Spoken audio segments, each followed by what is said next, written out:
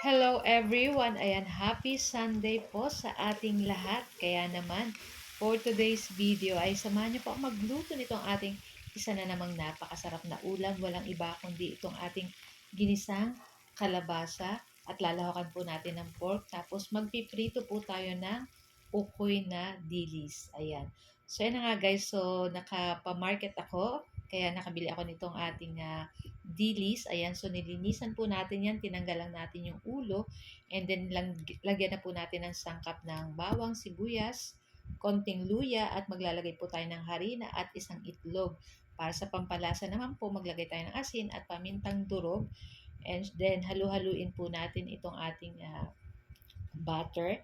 So naglagay din po ako dyan ng konting tubig para mamasa-masa yung ating butter nitong ating ukoy na dilis. So ganyan pong texture dapat. Ayan, so naglagay rin po ako ng isang kutsarang suka para pangtanggal ng lansa at syempre mas crispy yung ating dilis. So ayan nga, at nagpainit lang po tayo nitong ating kawali at pag mainit na pati yung ating mantika ay pwede na po nating pritusin itong ating ukoy na dilis. So lulutuin lang po natin yan ng side to side hanggang mag golden brown. Ayan. So pag ganito guys, nag brown brown na, pwede na po natin yan hanguin. Ayan.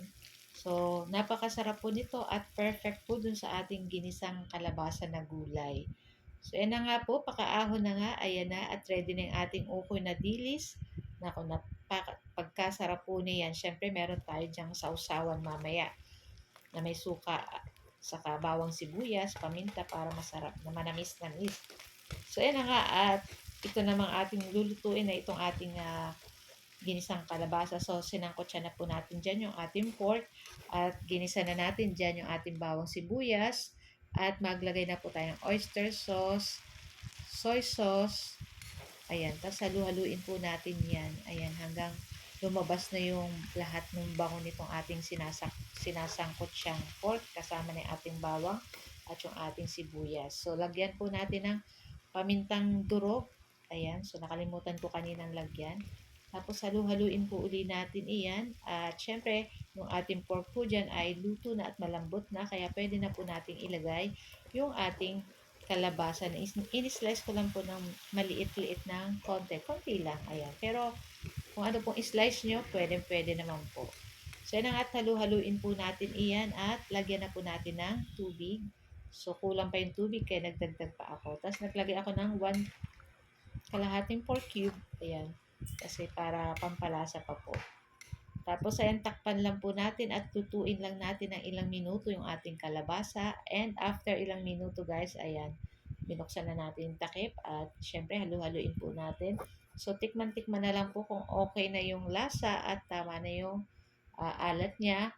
So, chinek ko yung ating kalabasa kung malambot na. So, malambot naman siya guys. Kaya ayan, at ready na rin po kaming kumain itong ating pagkasarap na ulam.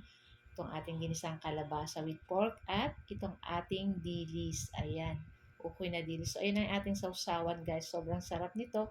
At meron din pala tayo guys, okra na nilaga lang at konting pork. Ayan. So guys, thank you for watching. Bye! Ciao!